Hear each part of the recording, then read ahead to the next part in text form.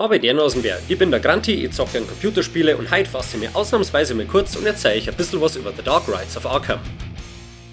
The Dark Rides of Arkham ist ein modernes Point-and-Click-Horror-Abenteuer von Postmodern Adventures, in dem wir uns als Jack Foster durch eine fetzengeile Pixelwelt rätseln, um einen Mord aufzuklären. Zumindest am Anfang. Die ganze Kisten eskalieren aber schneller als die Debatten zwischen Nerds, wenn einer erwähnt, dass die zweite Star Wars Trilogie deutlich mehr Jar Jar Binks verdrängen hätte können.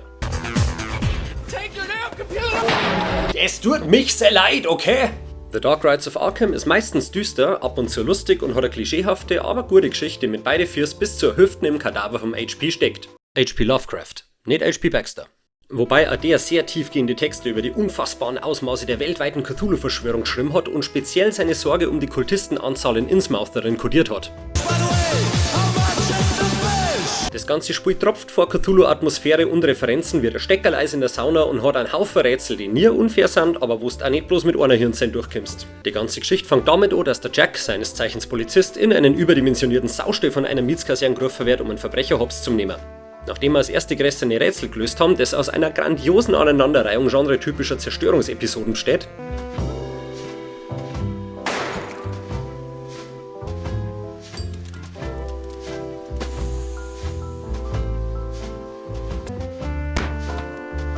finden wir ein bisschen mehr, als wir gesucht haben.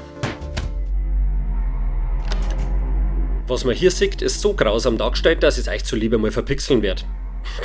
Na, der Witz wird mir nicht blöd. Ja, ich glaube, hier braucht man keinen Puls mehr fühlen, um festzustellen, dass der Typ seine letzte Runde kritzelt hat. Nachdem wir hier dann alles hier abgesucht haben, speibt uns nur ein Kollege fortfürs und damit ist der Prolog auch schon rum.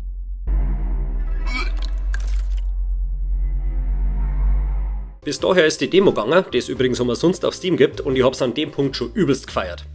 Zurück in der Polizeistation erfahren wir erstmal ein bisschen mehr über unseren Hauptcharakter. Zum einen, dass er einen gewissen Sockenschuss weckert hat, seitdem sein ehemaliger Partner bei einem Einsatz mit ihm ums Leben gekommen ist, und zum anderen, dass er jetzt einen neuen Partner kriegt, nämlich einen Harvey.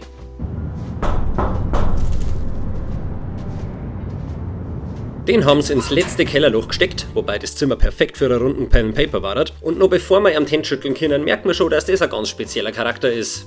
Unter anderem, weil wir ihm die Hände nicht schütteln dürfen.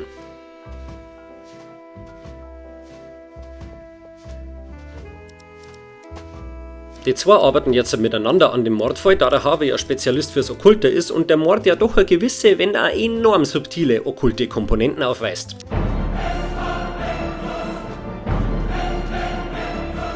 Wir klappern in der Folge diverse Stationen in Arkham ab, um Nachforschungen anzustellen, Spuren nachzugehen und dafür zu sorgen, dass wir unseren von der Polizei verordneten Pflichttermin bei einer Therapeutin endlich hinter uns bringen. Entschuldigung, was? Die Polizei kann einem helfen, einen Therapietermin zu kriegen? Hey, ich bin dabei, was muss ich denn dafür tun? Achso. Naja, es ist immer nur eine Überlegung wert. Ich meine, habt ihr die Wartelisten gesehen? Das Problem ist leider, dass der Jack trotz Beamtenstatus scheinbar nur so ein dreckiger kleiner Kassenpatient ist, aber man muss ja bloß zum Helfer wissen, gell?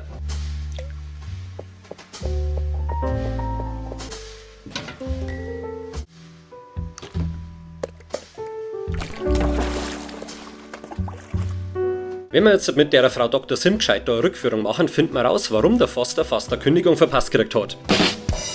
Es ist tragisch, es ist gruselig und es ist vor allem etwas, was selber rausfinden dürft. Wir werden außerdem auf der Stelle beste Kumpels mit einem alten Brieffreund vom Harvey.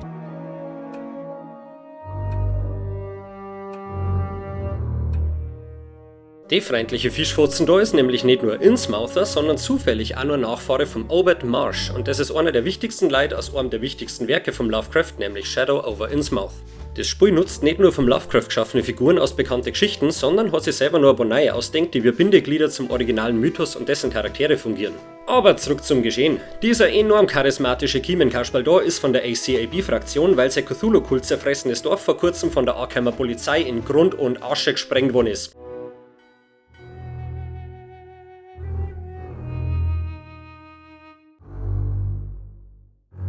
Aus irgendeinem Grund nimmt er das persönlich und will uns nicht helfen, aber er lässt einen Verweis aufs örtliche Museum fallen. Das besucht man dann auch gleich und kriegt darin quasi einen Crashkurs in Cthulhu-Mythos. Viel von Lovecrafts Geschichten, Figuren und Themen sind hier veranschaulicht und ich finde es sowohl für Fans als auch gerade für Anwärterkultisten sehr geil. Was wir von hier brauchen, ist eine Cthulhu-Statue, mit der wir einen Marsch zur Mithilfe bewegen können. Um an das drum zu kommen, müssten wir unter anderem am rassistischen Busfahrer seine Aggressionskurbel abnehmen, damit wir es später zweckentfremden können.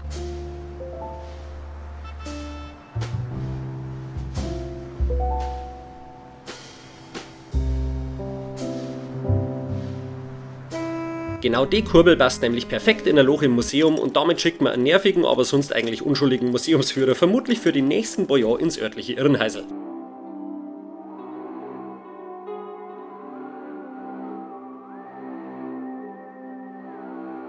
Ab da ergeben sich dann immer mehr Hinweise, die uns nach einer Autorenlesung über spontane Selbstentzündung auf die Spur von 3 Hexen bringen, die nach ihrer Verfolgung in Salem hingerichtet hätten werden sollen, aber per Zeitreise ins Arkham der 1930er geflohen sind.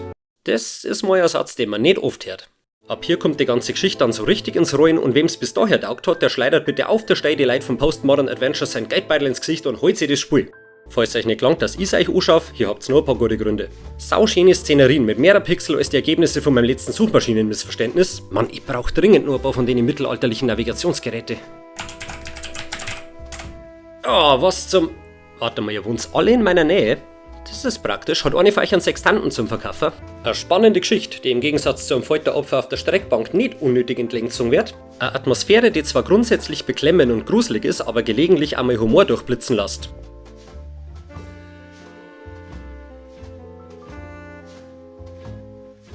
Also wer immer schon mal wissen wollte, wie sich ein Date mit mir anfühlt, Rätsel, die einem nicht das Gefühl geben, dass man besser auch innerhalb der Wohnung einen Heimdrang soll, aber auch nicht so einfach wie ein Paladin in WoW zum Spielen. Ein Protagonistenduo, das trotz der üblichen Klischees irgendwie originell rüberkommt und Spaß macht, aber auch seine tragischen Hintergrundgeschichten mitbringt.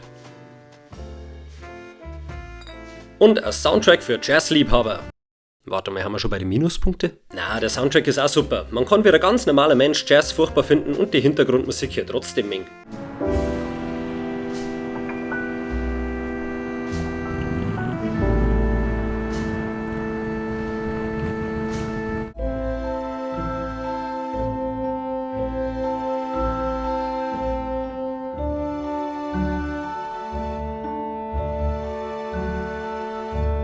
So, jetzt kommen die Minuspunkte.